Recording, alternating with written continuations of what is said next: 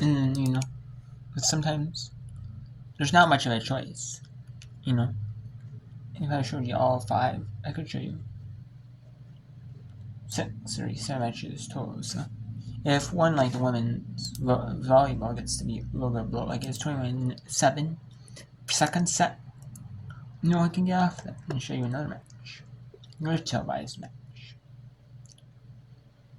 Like bring in Buffalo, Ohio.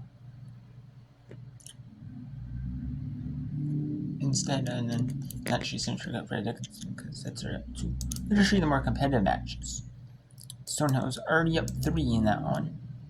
Just coming on the time in that one. This one, we're going to get you a little bit of whip around this one. Most of the 3 o'clock Eastern games are blow. But we're going to get you a little bit of each action, I promise. I like to get a little bit of each game in, at least, that I can. Not every game can I get in. Like if there's women's soccer, like a bunch of women's soccer, it's hard to get like a bunch of whip around in of every game because there's just so many games. But they're even tell. But I do like to show the ones that are, you know what I mean. So I like to get a little bit of every game that I can, or the more same games that can.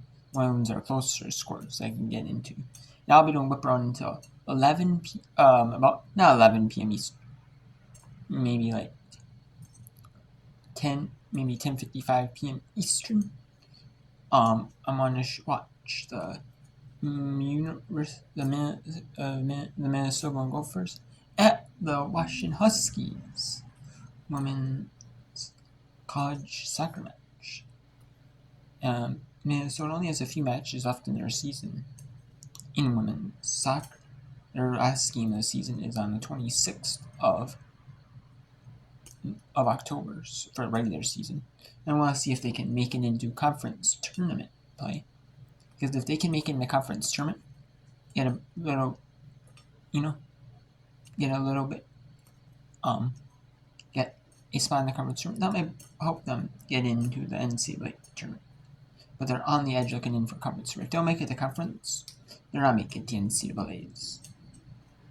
Even they're not every team making it. Like I'm at qualifier. For every team's not guaranteed to make it. So you might only have because you're top 8. So even if you're not, even if you have top 8, still, they want to be there. At least give them some hope to make it to not a conference or another even NCAA. Have a chance for conference and NCAA tournament. At least conference tournament. And I'll give them a chance, possibly, for NCAA tournament. It's a long way to go with her 39 points to catch Sue Rocchio back in the 80s, who notched 125 points in her 4 years. She scored 56 goals and then 13 assists. Here's Steinbach looking for her first goal of the year. Cuts it back across the middle, and Jasmine Black is there. Black has had an up-and-down game. 3 saves, 3 goals allowed. Has looked a bit uncomfortable on some of the corner kicks that the Rams have thrown at her, but has made a couple of decent saves as well. Be interesting to see if it will be her net again on Sunday down in Richmond. Here's Cornejo. And Gulafak onside this time. Has a good turn back across the 6-yard box. And right there again to take it away were the Rams. See if White is in the starting lineup as well in that match against the Spiders. Lone surprise of the outfield players. That's a lovely ball for Ngulafak. Kathleen Ngulafak, good save from Eden. 6th save of the afternoon for Danny Eden, which all of a sudden ties her season high in saves. GW's had a couple opportunities on target.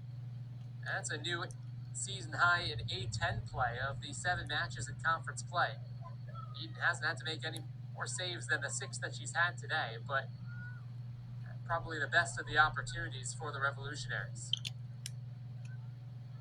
And now here's McDonald on a hat trick, perhaps.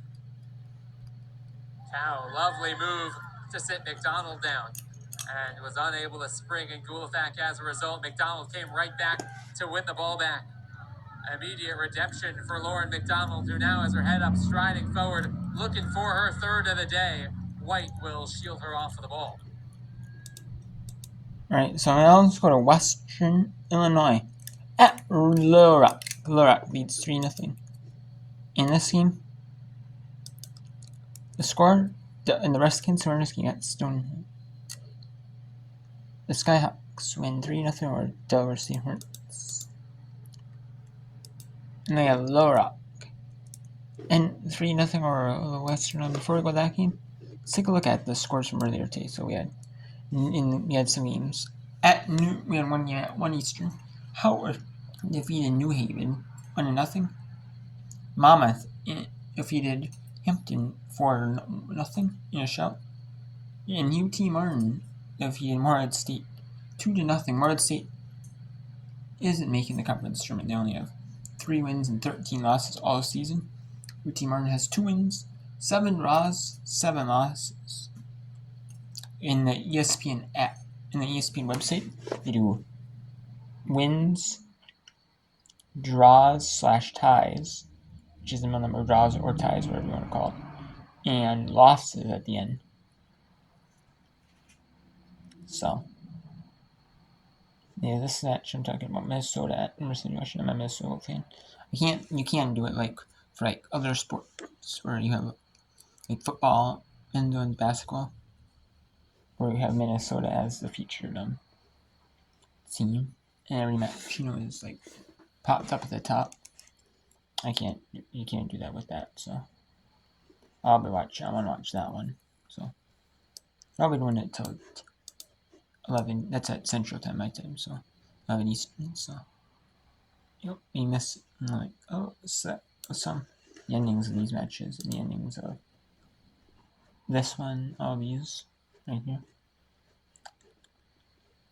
But otherwise, so yeah. I'm gonna show you some of Western at Little Rock. And then we're gonna go to, and then when the intermission is back underway, I'm gonna go to Louisiana at Marshall. With Marshall, leading 2 sets could make a quick hour and a half 3-set match, and then you met 3-set match. And there is goal number 4 for Little Rock.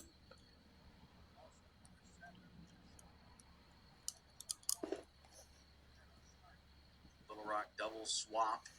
Their starting strike partnership is back on. Maria Schuller and Maggie Turner. A little bit surprised to see Maria Schuller come back on in this one. Mentioned it a lot. She's on 4 yellow cards in the season. She needs to make sure she does not enter the book in the final 7 minutes or so of this. Her next yellow card, if it's picked up in the regular season, will mean that she will miss the next regular season match. So, of course, Trojans on Sunday, they head to first place Eastern Illinois. That'll be a huge matchup, one that I'll like to see if Schuller can be available for. Kilder will have another go at the cross in, gets a flick on from Cuff towards the back post, and Arias was there, but she lets it run. And cleared away in the end by Tyra Sterling. Arias trying to get stuck in. She wins it back. Arias going to cut in towards her left side. Arias towards the penalty spot before she was turned aside. And Little Rock will have to regroup. Look at Maria Schuller dance through a couple. Schuller wants to have a go at the back line. Thought she was brought down there. No whistle. Needs to be careful here that she doesn't have too many words with the referee. That all-important 5th yellow card of the season looming potentially. Bergen trying to get it up to Schuller again. She's shouldered off of it. Able to win it that time back off of Samantha Klesson. Bergen chasing. It's with the Leathernecks on the far side. Just unable to get their lines cleared. Bergen to Arias. Trojans back to Nahone. She'll take the space that's awarded to her. Trying to find Schuller. Flicked it towards Turner. As We're under 5 minutes to go in this one. Berrigan looking for Maggie Turner. Here's a chance on the right. Great save again by the freshman. Lillian Johns has been outstanding in net. As Arias was spiked there. No whistle, though, as we march on. Turner going to have to chase this down in the corner. Arias still yet to get back to her feet. Beatty looking across. Tries to go to the sophomore Turner, and that'll be out for a throw. Arias looks to be in a good deal of pain. Still limping on that left. I think it's the left ankle area. Definitely that left leg. Throw in for Maggie Turner, though. 4 minutes to go in this. That's up ahead towards Schiller. She can't get a touch, but it'll end up going out of play. Defended by Emily Martins. That'll be a corner.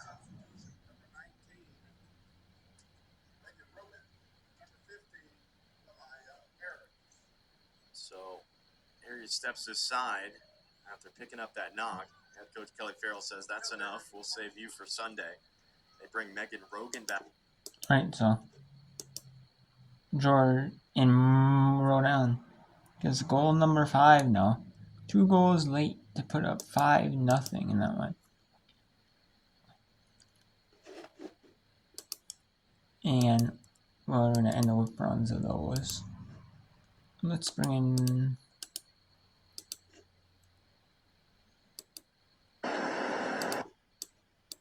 Promise is and we bring in Mercer City Prince, Pennsylvania. Mercer City Prince is you.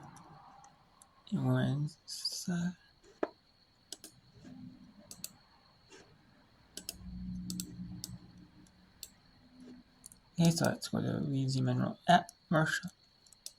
If this win Louisiana Monroe at Marshall and that doesn't go to step 4, well, and then if it's a sweep, I'll show you. I'll bring in Buffalo at Ohio.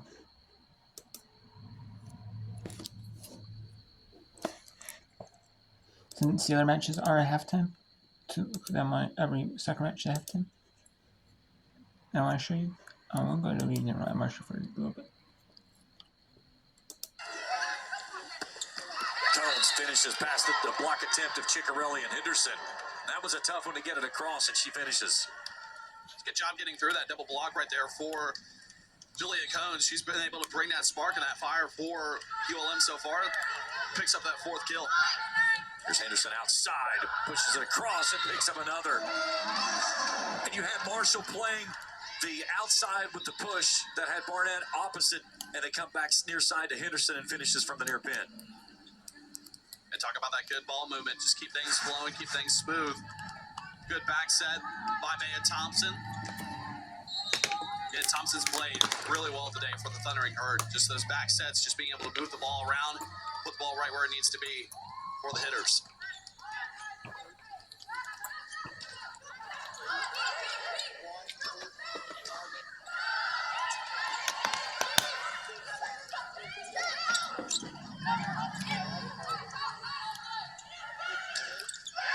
Swing by Plummer on the outside as ULM picks up the point, and they lead it by 2.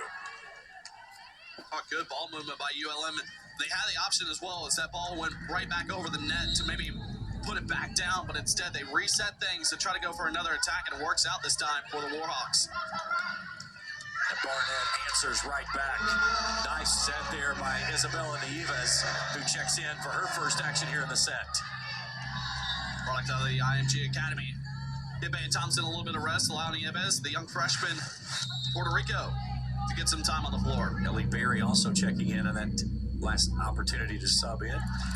So now Barnett. Cones turned away, and it's Ellie Berry who deposits that one on the back row on the big block by the senior out of Huntington.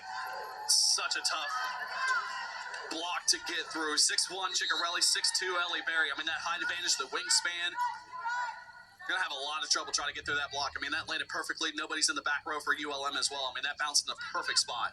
This one's wide and out of bounds by Barnett. 7th service error by the Thundering Herd as that pushes the Warhawks back.